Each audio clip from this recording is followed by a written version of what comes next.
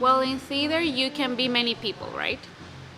And as an actor, I was able to put myself into someone else's shoes. And then when I merged into playwriting, I discovered that I could give a chance to those who doesn't have a chance sometimes in the theater. Hello, I'm Eric Anderson. The voice you just heard belongs to Saskatoon actor and playwright Yulissa Campos. Yulissa is the featured guest in episode 4, season 3 of YXE Underground.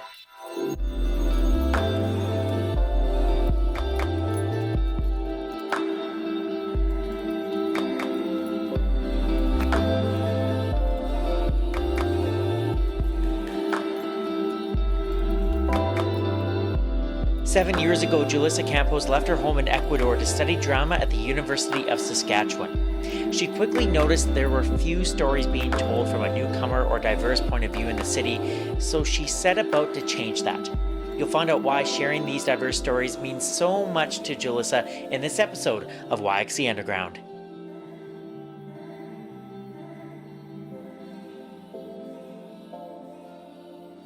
Yulissa Campos is one of those people who has a presence when they enter a room.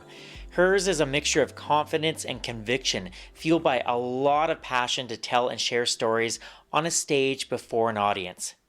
I felt this presence this past summer when I was doing some hosting work for an Issues in Theatre television series for SaskTel in Saskatoon's 25th Street Theatre.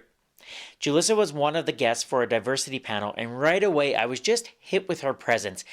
And did I mention she's just 26? Yulissa is an actor, a playwright, and a theater company owner. She has written plays such as The Ungrateful Immigrant, Trapped, and I, Frida. She's acted in these plays and many other local productions, and she started Saskatchewan's first Latinx theater company called I Caramba Theater. She also hosts a podcast celebrating her Latin heritage called Latinas in Stoon.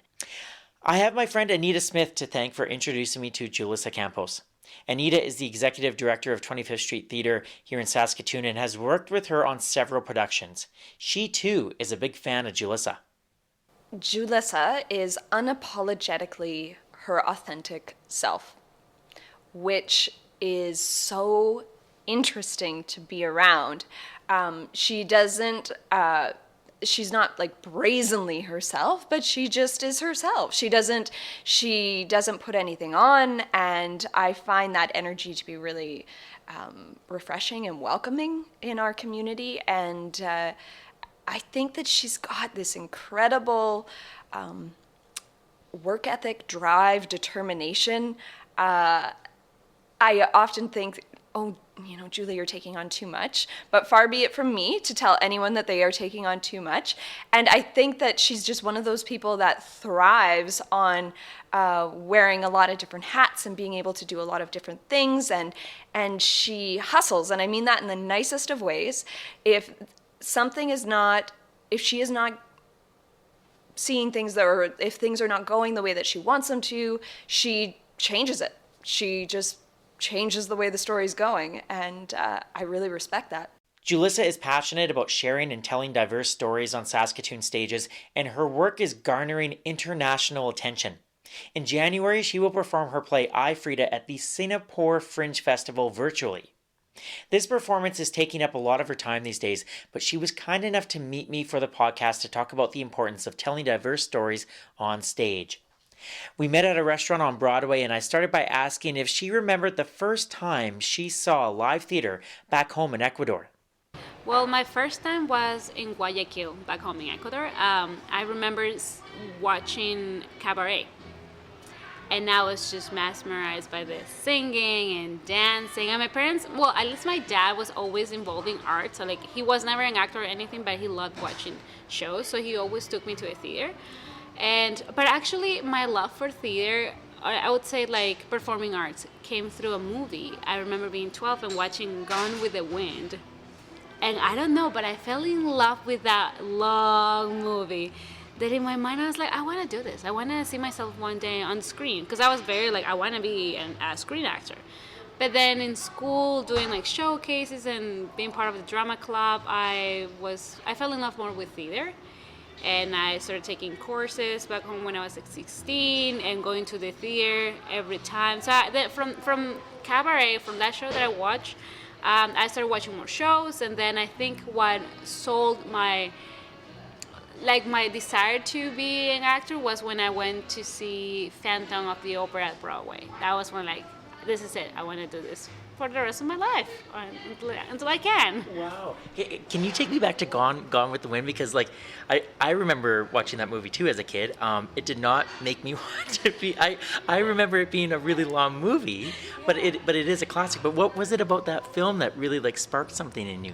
I don't know. It was the whole drama, the whole love story where it's it didn't have a happy ending.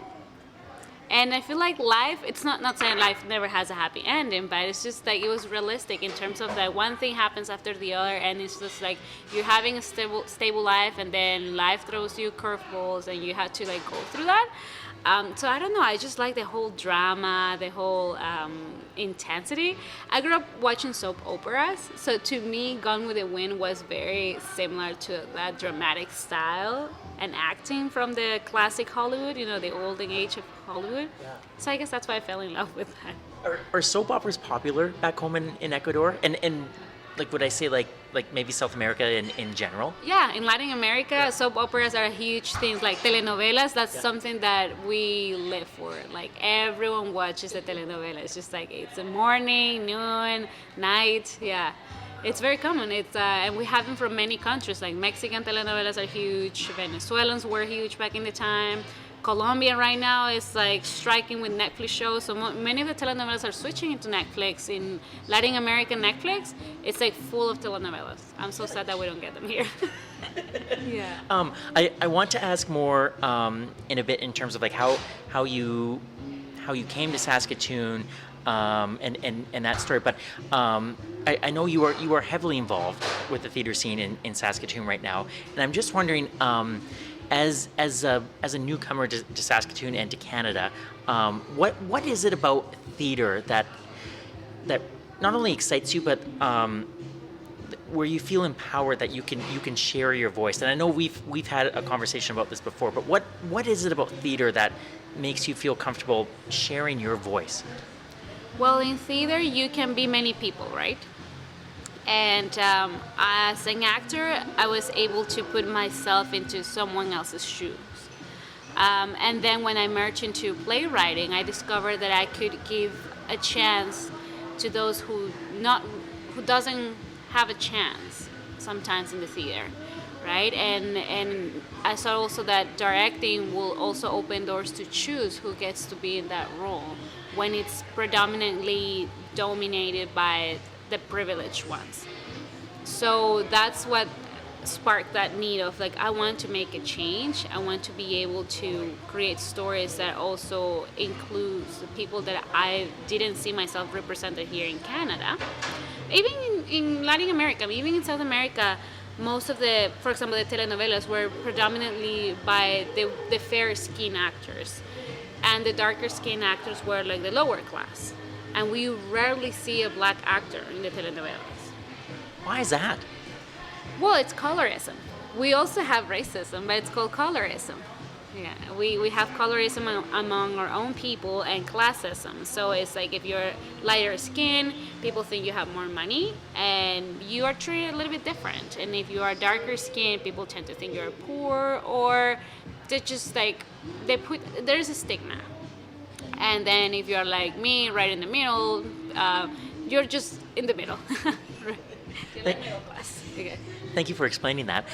When you first came then to Saskatoon 7 years ago, what were your first impressions of the theater scene here in our city?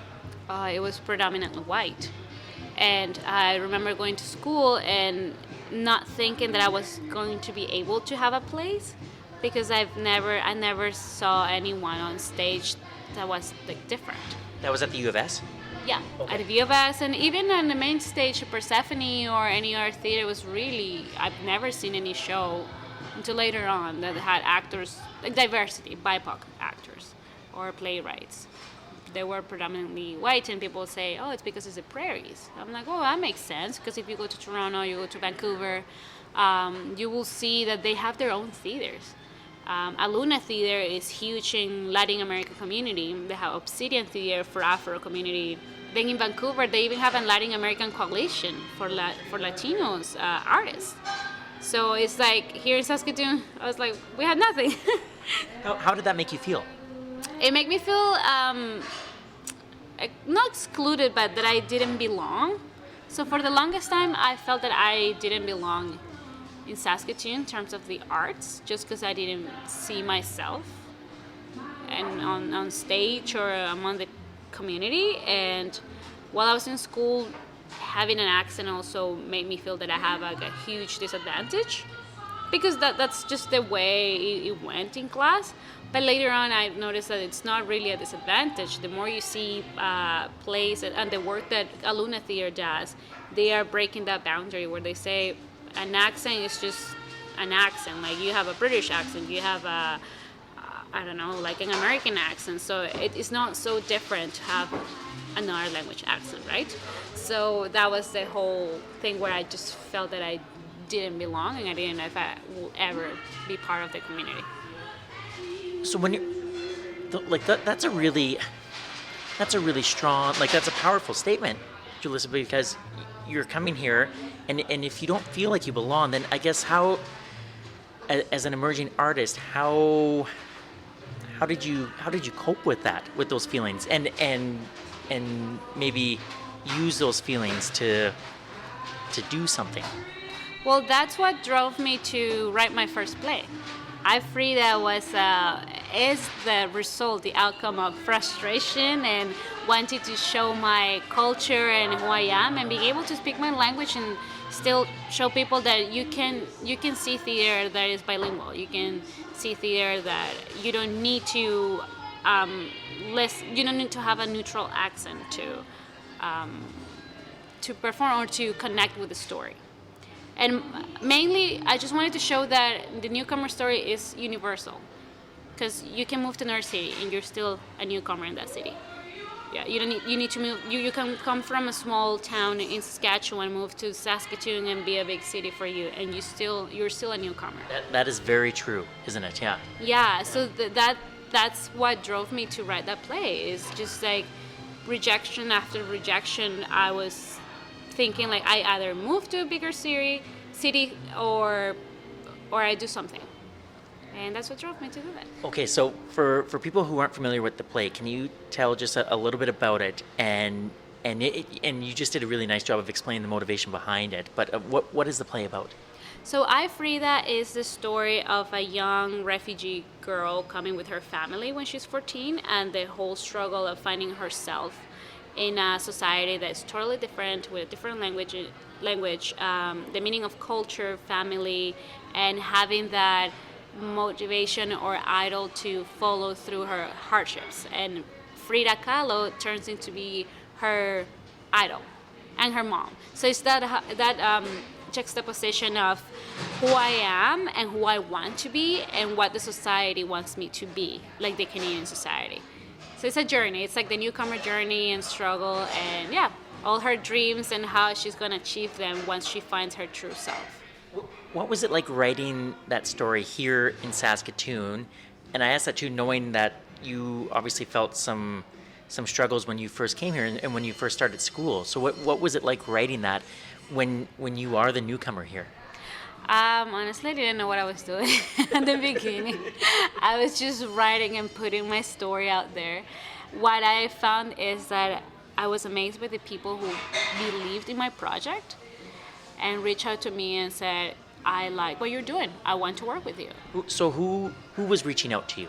For example, Ezzy Grommet, they told me they wanted to write a play with me.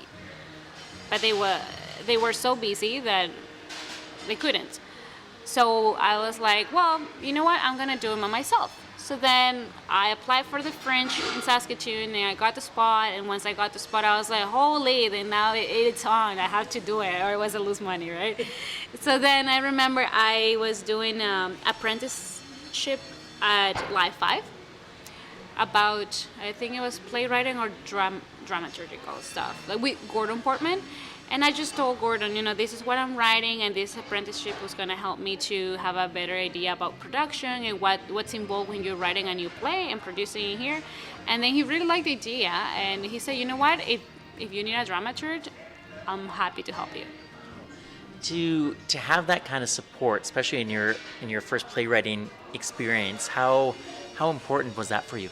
It was huge because he was the one who pushed me to keep writing when I felt that I couldn't. Also because I had my own mental barrier about the language. Because I was like, maybe it's my second language, maybe I can't, maybe I'm not making sense. I don't know. It was a lot of self-esteem issues, I guess.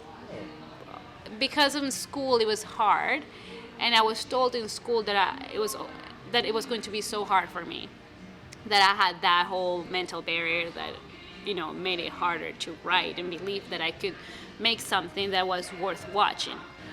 So having him as a support, because he was my professor. I think he was my voice professor for one term.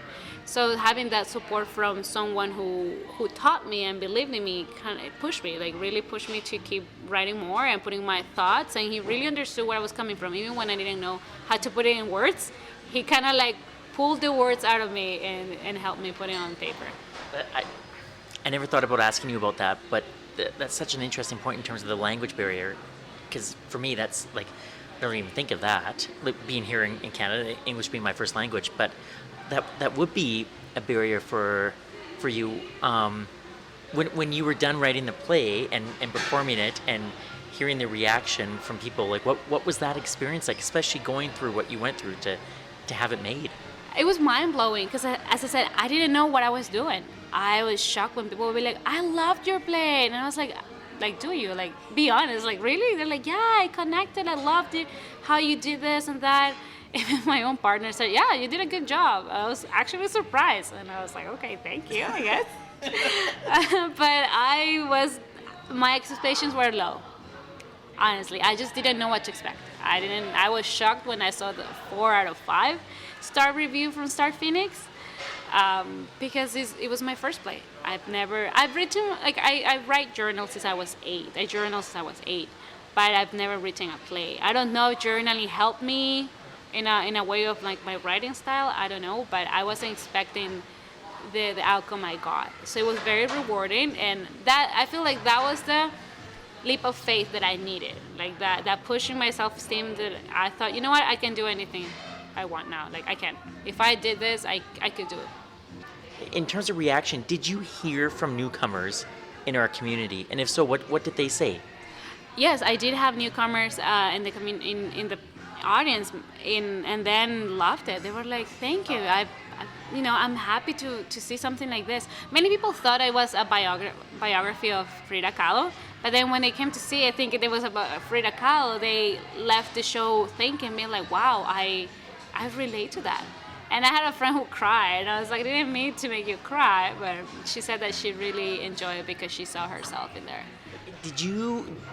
What did you learn in terms of the power of theater from not only writing that, but then performing it as well? What did you learn about theater? I learned that it's a powerful tool to project your voice, because that was my voice and the voice of many other newcomers, because I borrow from stories too, because I used to work with as a settlement worker. I used to work with newcomer families, so then I borrow from many of the stories that I witnessed in my day job and made a whole fictional show. So that was the power of putting out there a voice that you don't really see it on stage, at least here in Saskatoon. Do you feel as though, and I know now is kind of a weird time because of COVID and we're not able to gather in theaters, but do you feel that Saskatoon the theater scene is getting better in terms of having those voices represented, or is there still a long way to go? It is still a long way to go, but theaters are working on it, and that's a first step, right? I know Persephone just opened up IPOC commission for submitting a new work that will be entirely diverse, and that's a huge step. because back in the time when I was in school and I would go watch a Persephone show, I never thought that I could have a chance in there.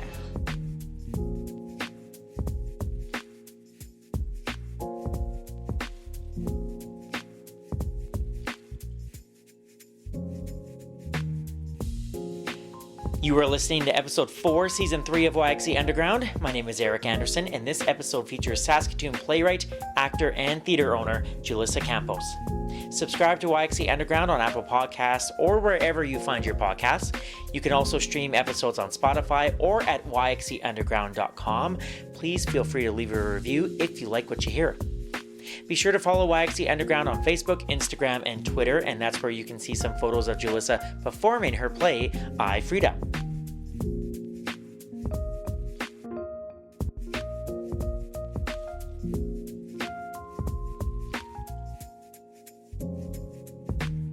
This past summer, the controversy surrounding Saskatoon's Persephone Theatre brought issues such as diversity, racism, sexism, and privilege to the surface in our local theatre scene.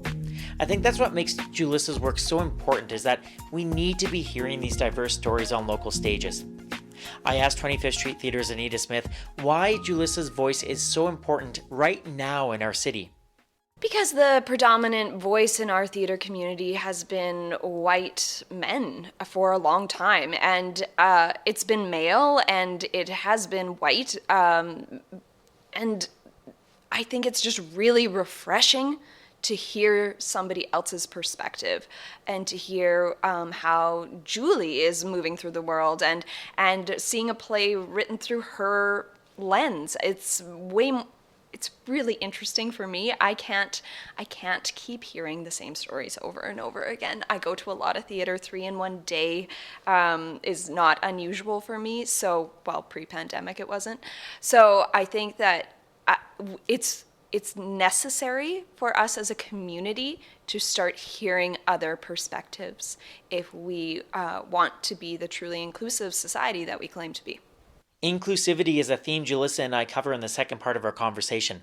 We also talk about her play, I, Frida, and what it will mean to perform it at the Singapore Fringe Festival, and why she chose the U of S to study in the first place. I started by asking her if she feels responsible for telling newcomer stories here in Saskatoon. Yes, I do feel the responsibility of at least write something that is accurate or faithful to a culture. I was writing a show for this Fringe for this year called The Newcomer, and it's the real story of a friend who came as a refugee from Uganda, from a refugee camp. So I have the responsibility of doing my research, because not because I'm a newcomer it means that I know everyone's culture and everyone's story, right? And I also have my own prejudice and bias. So I think that's the first thing that I need to break down, is that lack of knowledge, and that's my responsibility. It's like if I'm part of this visible minority community, my responsibility is to learn also from the other communities, so we can also be stronger and not have a divide within our own communities. Is there pressure that comes with that? More than pressure, I feel like it's a responsibility, just because I need to learn more and read more. But no, it's not a pressure. I think it's like a long way. You know, it's like it never stops. You never stop learning. Right? That's very true. Tell me about your theater company. Why did you want to start your own theater company? As I said previously, because I wrote that play and I had to do something for the French, I had to create a theater company. So it came out of necessity, kind of. It came out of necessity, yeah. And then I was kind of shy, and it was just like, it's just a name for the show, that's it.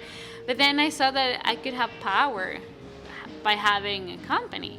And then we didn't have any company here in the province. Like there's no established or a collective or anything that involves Latinx community.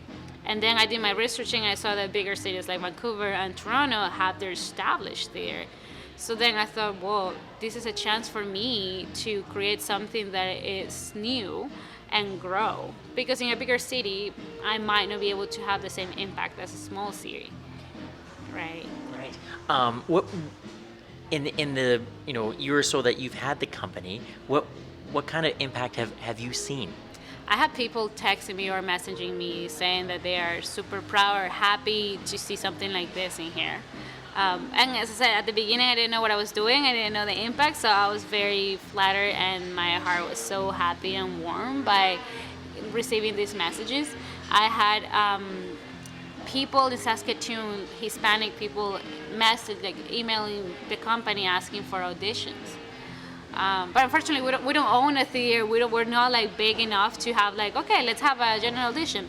But it's good to know about them, because sometimes if there's a bigger project, I might need actors. Like in Shortcuts, we needed actors for Trap that were Hispanic and speak Spanish, and we didn't have any. It was such a hard time to find people here in the city that I knew of, right?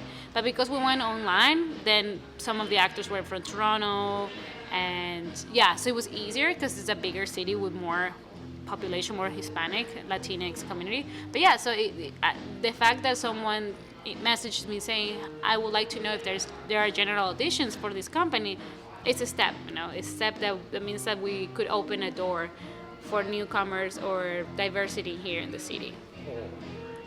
That must feel so good. Yeah. It does. Sometimes it doesn't hit me until later when I'm like, right now I'm talking to you, I'm like, it does feel good. This is a very silly question, but when you say Latinx, what does that encompass? So Latinx is an I don't know if it's new term, but fairly new term used for those who come from the Latin American region, but don't identify as Latino or Latina because our language is very, very gender. Spanish is very gender, so we don't have the pronoun they. It doesn't exist in our language. So either you're Latino, Latina. So the X involves all the people who do not identify with it, or even do not identify with being Latin American. Because you can be indigenous Latin American, you can be Afro-Latino, right? So it's a term that it's more inclusive. I was just about to say, that sounds so inclusive. Yeah. So you start this theater company. You do your first play. It gets rave reviews, and then COVID happens. What have the last? You're smiling now. Like what have the last 7-8 months been like for you as an independent theater company owner, playwright, actor who's trying to grow this in our city? What's it been like? It has been tough, kind of a nightmare sometimes, trying to find funding, because we can't move forward if we don't have money, right? And it's expensive, and I do believe that artists in general shouldn't work for free. So that was my main goal, is like whatever project I make or I want to take on, I want to make sure to pay my artists at least like decent wage, right? So if I can't afford it, then I feel embarrassed to say, hey, I'm gonna pay you this amount, because I feel like it's just diminishing what they went. They went to school for this, so they should at least get paid more than minimum wage. And I feel that here, or I don't know anywhere else, but I feel like sometimes people want to work for free, and I just, at least on my watch, I don't want to let that happen, right? So that COVID made my life way harder, because, for example, we got accepted for the Singapore Fringe Festival that is it's going to happen in January. So we were supposed to go to Singapore and perform there and have our Asian premiere. That's huge. I just want to stop you there for a second, because when I met you in the summer and we were talking about that and you mentioned that, I was like, that's huge, Yulissa. That's wonderful. But okay, so that I just really wanted to emphasize that point. Like, that's really great. Okay, but then what happens? But then, yeah, I've been struggling to find grants, and just applied to every single grant that I see, and yeah, I was able to get some money, so I'm happy now. But the past few months, I was on the verge of quitting the festival, because I was like, I either break my own bank and pay everything and everyone and be poor, or I just quit, right? But I have that part of me that says, no, you're not quitting, you're holding into this, and something's gonna work out. I'm a true believer that something is gonna work out. Where does that come from? What, my feeling of like, I don't know, like my parents always said the same thing. Like they raised me thinking that some things are out of your hands, but you need to be perseverant. Like you need to persevere. Yeah. I feel like that feeling of persevering in life, I think that's what made me stubborn and not quit and hope that I was gonna get some money, which I did. But I was so close. I was so close to quit because of lack of money, and I had sleepless nights where I was like, I can't do this anymore. Yeah. Where is the current state of the play? So we're speaking right now. It's near the end of November. Where are you at in terms of the play that you're going to perform? Obviously, you can't go to Singapore, but where are you at right now? So right now I'm almost done with the draft, the final draft, that is slightly different from the one from the Fringe Festival, but not so different because it just got longer. Instead of 60 minutes now, it's a 90 minutes play.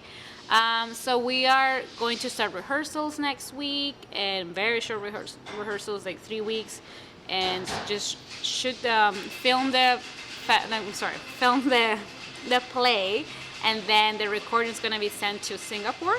So it's going to be streamed online because for all the international artists, the festival decided due to the high risk of COVID and second wave, it was better to film it in your home place, in your hometown or country, and then send it to Singapore. And it's going to be more accessible because that gives them the chance to add captions and subtitles, and anyone can watch it now. And that's a great thing because it's not only targeted to a certain type of audience, it's global.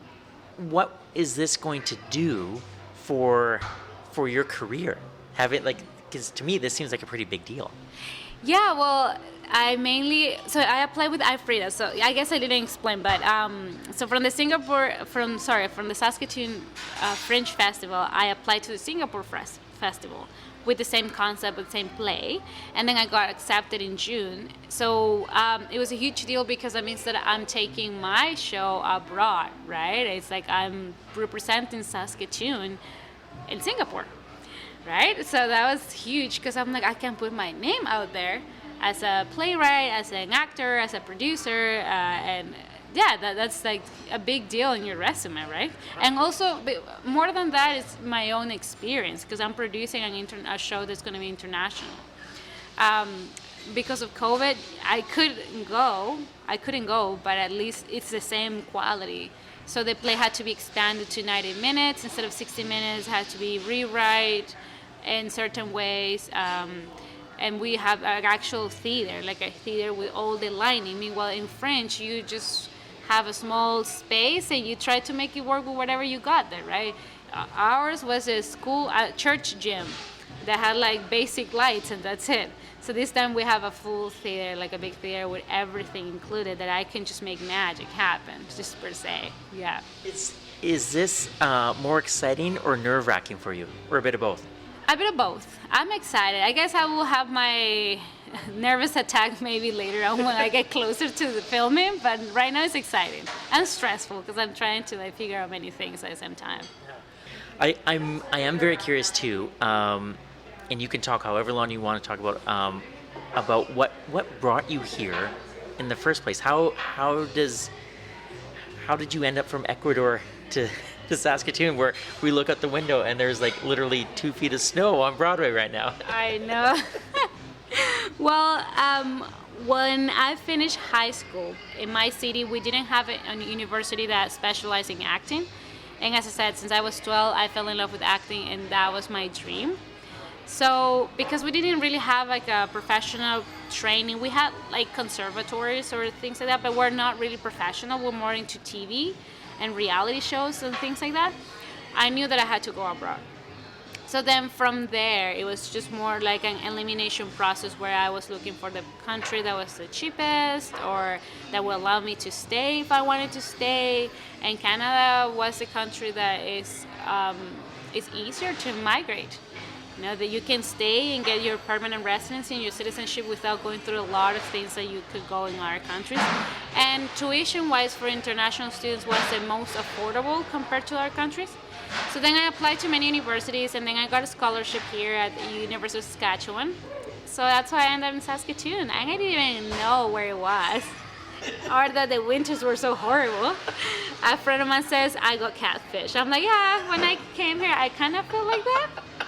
But, but it has its charm, and it did. So 7 years later, I'm still here. So there's a reason why, I guess. Oh my gosh!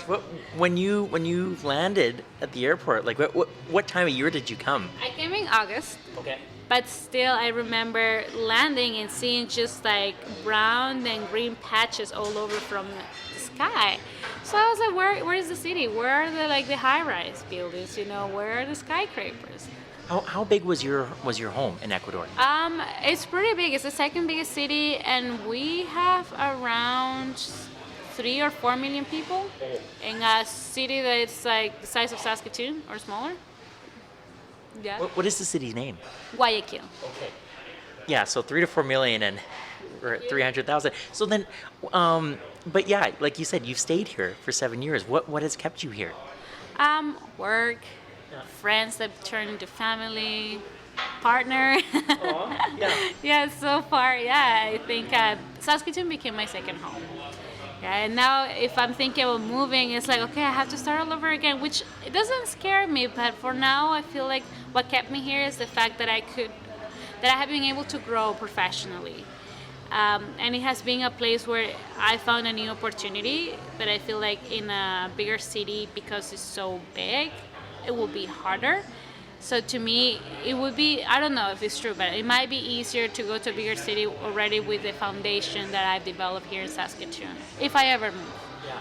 Yeah. You say that you had the opportunity to grow here as a person, as an artist. Where do you see yourself growing in the next couple years here in Saskatoon? I would love to make this company bigger and eventually be able to have our own space. And the more I think the community is growing and the future artists coming out of school or any training, I think I want to make a space where people can train without needing to go to university. Because I feel like, yes, university is important, but sometimes you don't have the money for that. Only the privileged ones get to go to university. So why not be able to train aside and also work on your craft without needing to pay the big bucks to go to school, right? Yes, that's my dream. Maybe have a space where people can train, especially the underrepresented community. Those are the ones I feel that have the least opportunity to go to university. May I ask you, how does your family feel, like back home in Ecuador? How do they feel about all the things that you're doing here, and the fact that you are blazing, I think you're blazing a theater trail here in our city? How do they feel about that? They feel very proud, and my friends, even back home, my artist friends, they feel very proud and they applaud me, because I'm like, but Saskatoon is small, but they're like, no, it still is huge. Yeah. I was like, oh, thank you. I don't know, sometimes I just don't realize really the impact of things unless people point it out, and I'm like, oh, I guess. I don't know. Sometimes I'm very grounded in terms of I don't see the holistic picture until at least someone tells me, and that makes it more meaningful. I think that I like how you said the word grounded, because I was about to say I think that's a very good sign of how humble you are if you're not recognizing that, because you're doing the work and you feel that the work is important. And yeah, sometimes that's true, isn't it? It's not until someone points it out to us, then it's like, oh yeah, that's right. Yeah, well, thank you, but it's true. I feel like if I start putting really high expectations, it can take away from the genuinity of what it actually is. If I'm like, oh, I wrote the best play in the world, but actually was crap, so it's not the same. It's not the same as someone points it out, and it gives a different point of view. I know you're a very, very busy person, so I really appreciate you taking some time to speak with me today. And I wish you luck with the Singapore Fringe Festival. How can people tune in January? How can they watch your play? Oh yeah, so if you want to follow us on Instagram, you can go to Ay Caramba Theater, at Ay Caramba Theater on Instagram. Facebook the same, Ay Caramba Theater. I think I should spell this so people might get confused. So it's a very Spanish saying, Ay Caramba. So it's AYCARAMBA. Caramba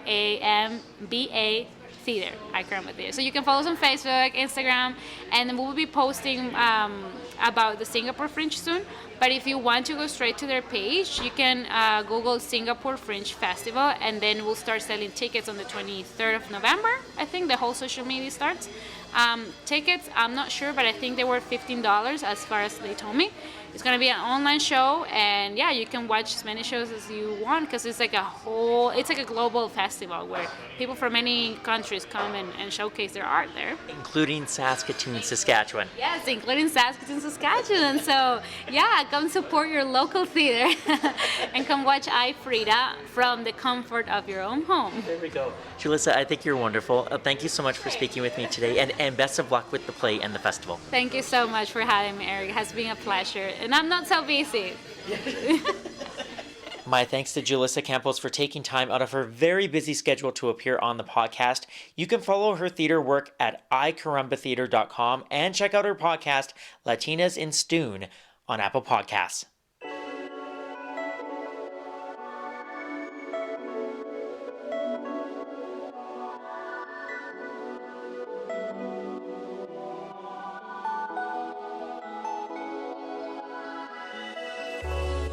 This has been episode 4, season 3 of YXC Underground. My name is Eric Anderson. I host, produce, and edit this local independent podcast. If you like what you just heard, subscribe to the podcast on Apple Podcasts or wherever you find your podcasts. You can stream episodes on Spotify or the website yxcunderground.com. And that's where you can find every darn episode of this podcast. And let me tell you, there are some good episodes. In fact, they're all really good. So please check them out. Follow YXC Underground on Instagram, Facebook, and Twitter, and don't forget to leave a review. I want to thank my cousin, Andrew Dixon, for making the music for YXC Underground. Andrew, I hope you're staying safe and healthy down in Los Angeles. Thank you to Danger Dynamite here in Saskatoon for maintaining the website. And before I go, I want to let you know that I'll be releasing a short but very special holiday episode before Christmas that I think you are going to love. So be on the lookout for that. Oh, and I want to thank all of you who purchased a YXC Underground t-shirt these past few months. We managed to raise $2,300 for prairie harm reduction here in Saskatoon, and I just think that's friggin' awesome. I just think that's great. So thank you so much for not only supporting the podcast, but the great team at Prairie Harm Reduction. I want to acknowledge that this episode was recorded on Treaty 6 territory and the traditional homeland of the Métis. YXC Underground is a production of the Salthammer Production Company. My name is Eric Anderson. Thank you so much for listening, and we'll talk to you soon, Saskatoon.